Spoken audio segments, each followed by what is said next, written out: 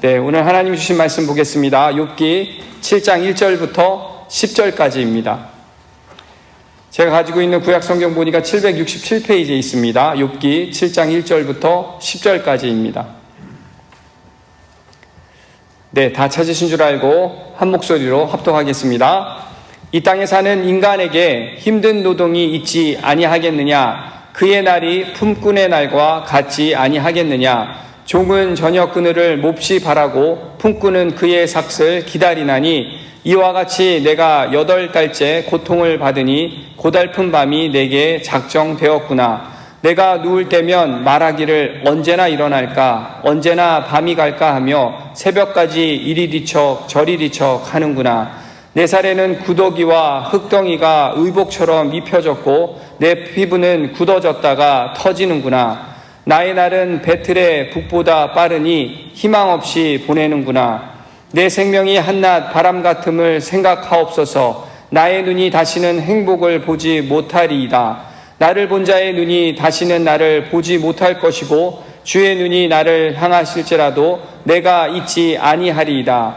구름이 사라져 없어짐같이 수월로 내려가는 자는 다시 올라오지 못할 것이오니 그는 다시 자기 집으로 돌아가지 못하겠고 자기 처소도 다시 그를 알지 못하리이다. 아멘. 오늘은 고난 가운데 있다 할지라도 라는 제목과 함께 말씀을 전하도록 하겠습니다. 여러분, 최근 아프가니스탄에 있는 카불 인근 공항에 이 테러로 인해서 아비규환이 된 상태가 뉴스에 이렇게 방영이 되었는데요. 여러분들도 혹시 보셨습니까? 네. 아프가니스탄을 탈출하려고 했던 그 수백 명들의 갑자기 사람들에게 갑자기 이 폭발물이 터져서 미군을 포함해서 약 100명 이상이 그렇게 사상자가 발생이 되었다라고 합니다. 테러 현장을 이렇게 뉴스로 보니까 완전히 아수라장이었죠. 각종 이렇게 쓰레기와 이 피 흘린 시체가 이렇게 한데 이렇게 쌓여 있기도 하고 담벼락 위에도 사람들이 쓰러져 있는 그런 모습을 보게 되었습니다. 참 참혹한 이 현장 사이로 사람들이 쓰러져 있는 사람을 끌어내고 또 생사를 확인하는 모습도 이렇게 나왔고 연기가 이렇게 자욱하게 있는데 생존자들이 가족을 애타게 이렇게 찾는 모습도 그렇게 보게 되었습니다. 어떤 사람들은 이런 상황이 믿기지 않는 듯 멍하게 이렇게 앉아있는 모습도 그렇게 카메라에 포착이 되었고요. 또 어떤 이들은 울면서 이 사이렌 소리와 사람들의 이 비명 소리에 섞여서 마치 지구의 그 마지막 날을 본 것 같다라고 그렇게 인터뷰를 하는 사람들도 있었습니다. 또 테러 이후에는 이렇게 사막 지역이다 보니까 토네이도가 그 지역에는 이게 발생이 된다라고 하네요. 비닐봉지가 이렇게 휩쓸리는 것처럼 시체와 신체 조각들이 공중으로 이렇게 날아가는 그러한 참혹한 그러한 상황도 그렇게 보였다라고 합니다. 아마 저희들은 모르긴 몰라도 지금 그곳에 살고 있는 사람들은 아마 사는 것 같지 않을 것입니다. 목숨은 그렇게 부지했지만 심한 부상을 입었다면 아마 그 고통이 이루 말할 수 없었겠죠. 또 이렇게 몸은 다치지 않았어도 그 참담한 상황을 이렇게 목격한 사람이었다라면 아마도 이 트라우마에 시달려서 매일매일 그렇게 공포스럽게 하루하루를 보내고 있을지도 모르겠습니다. 지금 그들에게 소망, 희망 이런 단어를 저희들이 말을 한다면 아마 그들에게는 사치로 들릴지 모르겠습니다.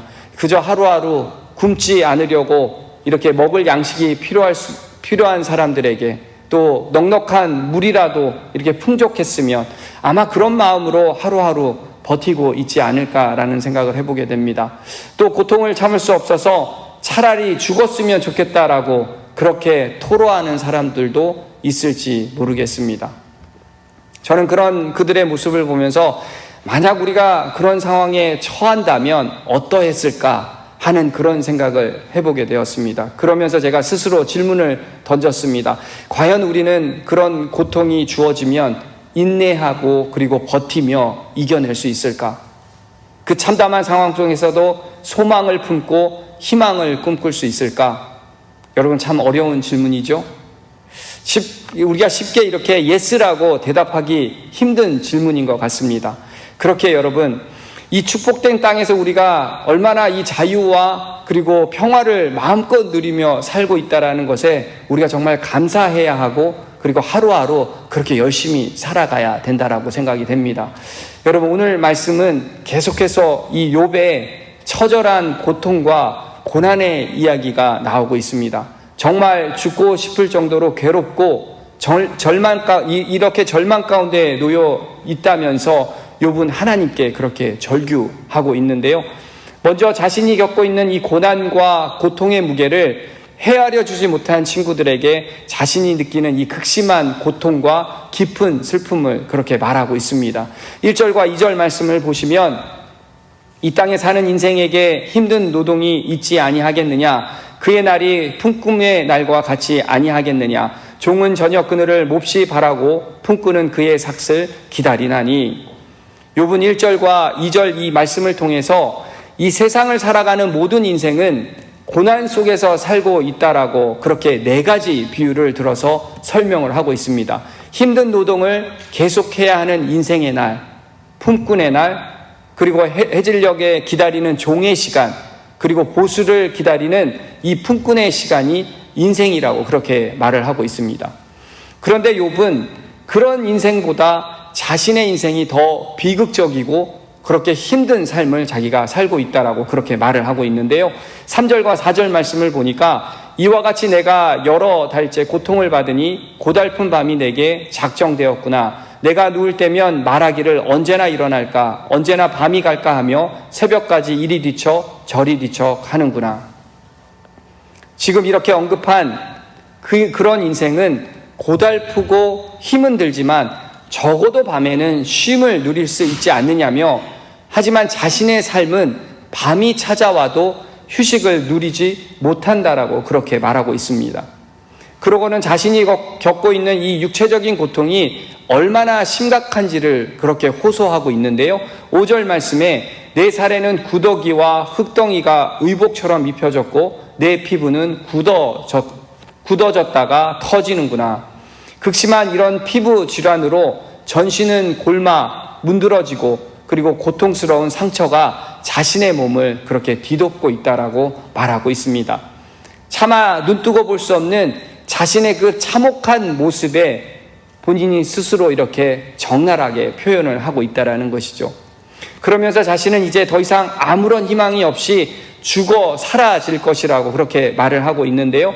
6절 말씀을 보면 나의 날은 배틀의 북보다 빠르니 희망 없이 보내는구나.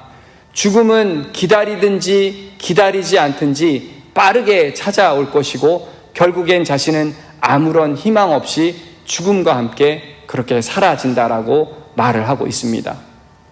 여러분, 욥은 하나님께서 자신을 버렸다라고 그렇게 생각했기 때문에 자신의 인생은 강제 노동에 시달리는 종이나 힘겨운 노동을 하면서 하루하루 간간히 살아가는 품꾼보다도 못한 그런 비천한 삶을 살고 있다면서 인생의 그 허무함을 토로하고 있습니다.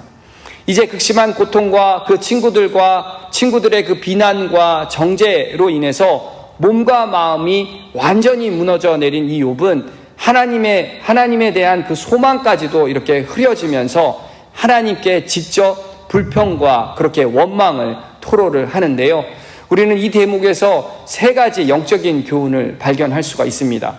그렇다면 그 영적인 교훈이 무엇인지 오늘 이 시간에 함께 알아가 보도록 하겠습니다. 첫 번째로 우리는 고난과 고통 가운데 이렇게 있다 할지라도 영원한 생명의 기쁨과 행복이 있음을 우리는 확신을 해야 합니다. 우리 함께 7절 말씀 한 목소리로 읽어보겠습니다. 시작. 내 생명이 한낮 바람 같음을 생각하옵소서. 나의 눈이 다시는 행복을 보지 못하리이다. 여기서 바람과 생각하옵소서라는 이 단어의 히브리 원어를 제가 찾아보니까 바람은 루아흐라는 이러한 단어인데요.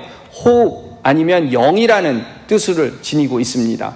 그리고 생각하옵소서라는 단어는 자카르라는 이 단어로 기억하다라는 뜻을 가지고 있는데 2인칭 명령형으로 쓰여졌습니다.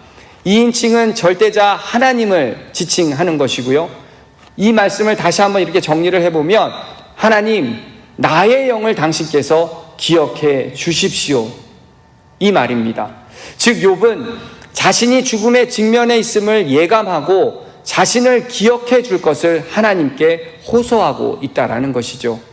사실 앞선 장에서 언급된 욥의 이 정황을 볼 때 욥은 죽고 나서 하나님 앞에 서게 될 것을 확신하고 있었습니다.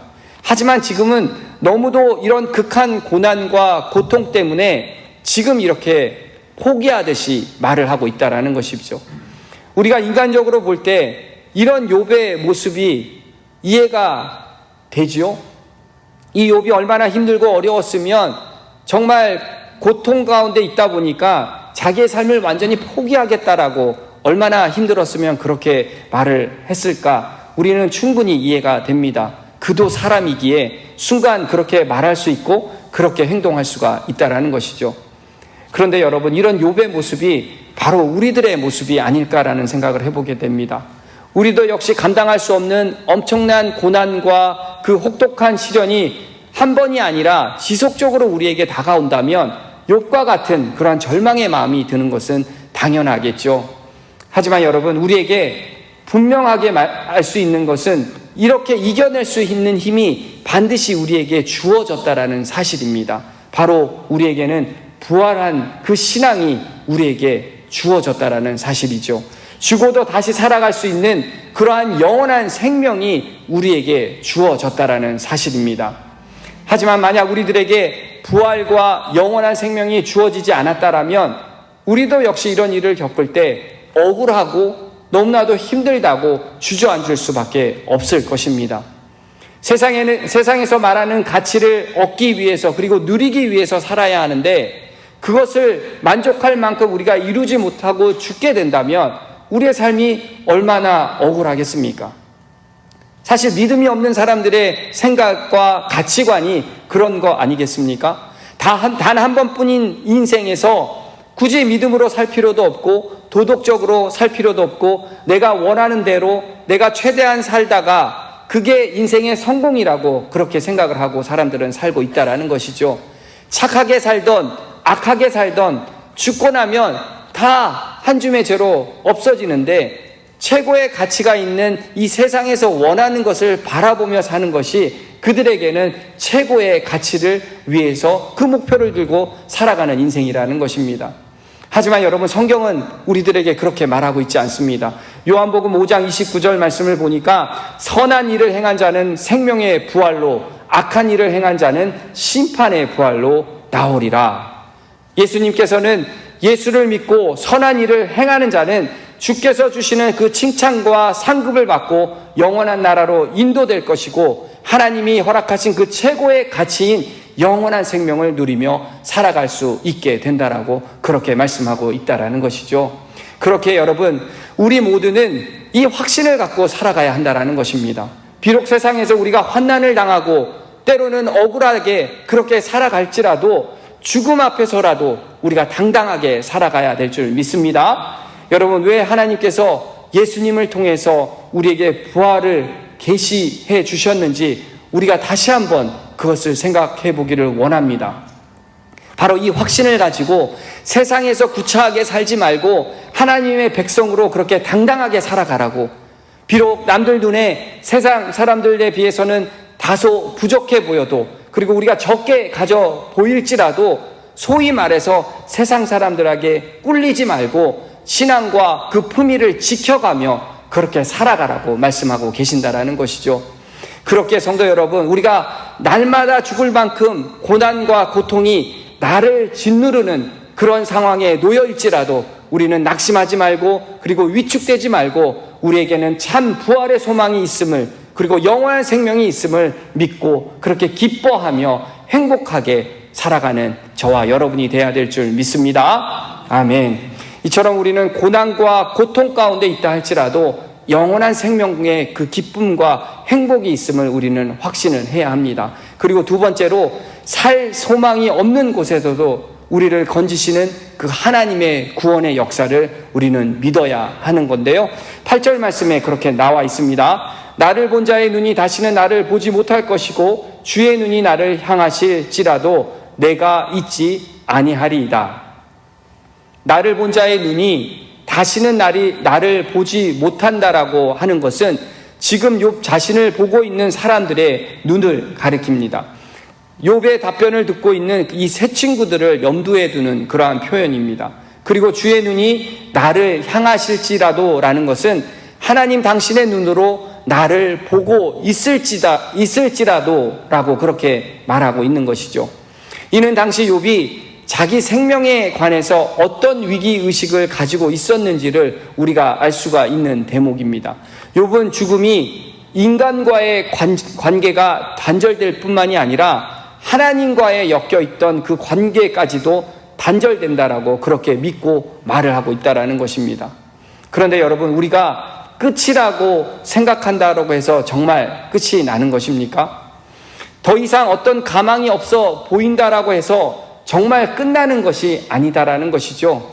다니엘 3장 27절 말씀을 보니까 하나님께서는 다니엘의 그 세 친구들을 평소보다 7배나 더 뜨거운 그 풀무에서 그들을 구원해 주셨습니다.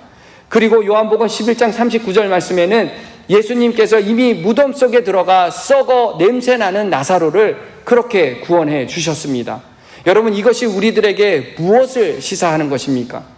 이미 상하고 꺾여서 더 이상 아무런 소망이 없는 그곳에서도 우리 주님은 능히 구원의 내심을 보여주고 있다라는 것이죠. 여러분, 또 다윗은 어땠습니까? 마켈 웅덩이와 그 수렁에서 건짐을 받았습니다. 또 사도 바울은 자신이 힘에 이렇게 버겨워서 심한 고통을 받고 그렇게 살 소망이 끊어지고 마음의 사형 선고를 받는 그런 상황에서도 건짐을 받았다라고 그렇게 고백을 했었습니다. 이처럼 성경에 이러한 사례들이 없었더라면 여러분, 극한 고난 가운데 있는 이들을 향해서 위로한다라는 말은 정말 빈말에 불과할지 모르겠습니다. 그저 당장 듣기에 좋은 소설이나 이 판타지에 나오는 이야기와 별반 차이가 없다라는 것이죠.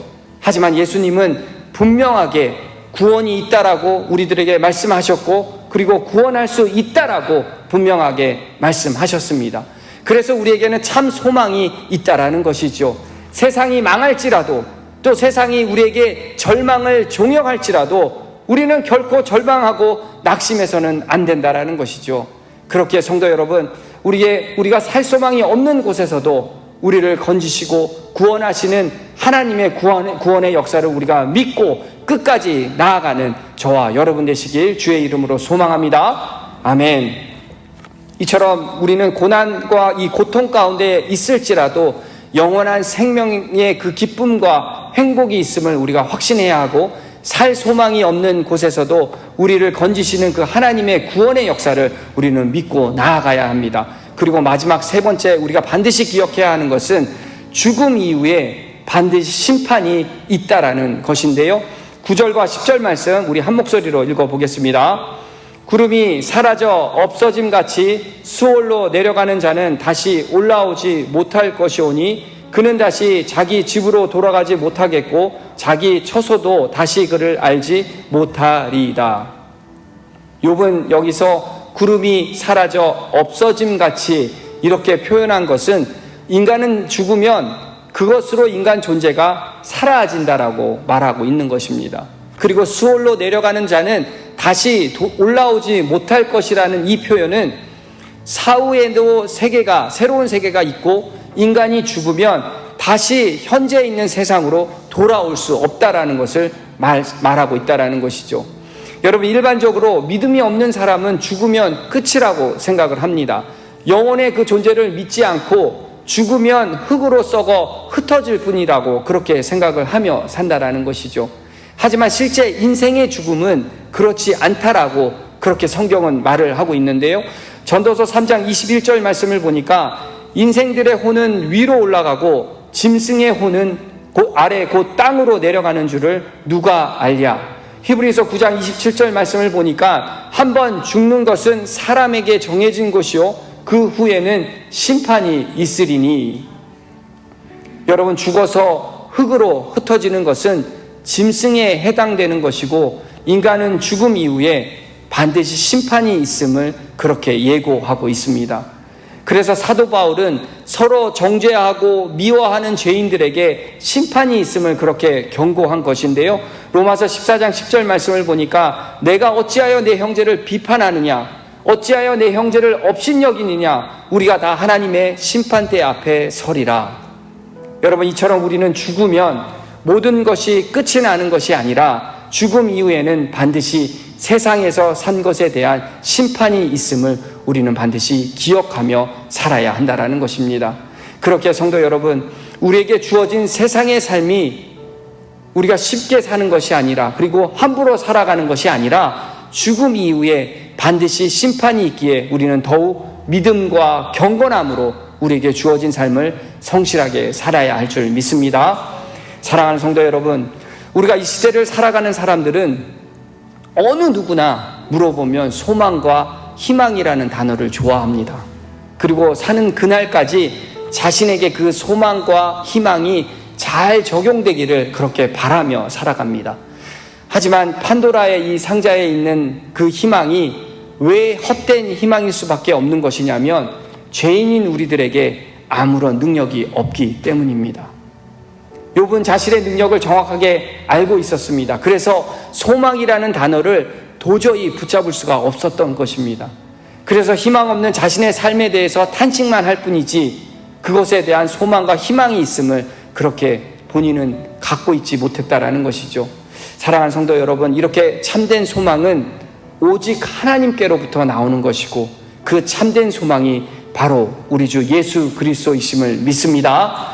그 참된 소망 되신 예수께서 우리를 절망 가운데서 건져내 주실 것입니다. 그렇게 지금 고난과 고통 가운데 있다 할지라도 우리에게 영원한 생명과 그 기쁨과 행복이 있음을 우리는 확신하며 살아야 하는 것이고, 살 소망이 없는 곳에서도 우리를 건지시는 그 하나님의 구원의 역사를 믿으며 우리가 죽음 이후에 반드시 심판이 있음을 기억하며 우리가 날마다 주님을 바라보며 믿음에 경주하는, 그렇게 승리하는 삶을 살아가는 성도님들 한 분 한 분 되시길 주의 이름으로 축원합니다. 아멘.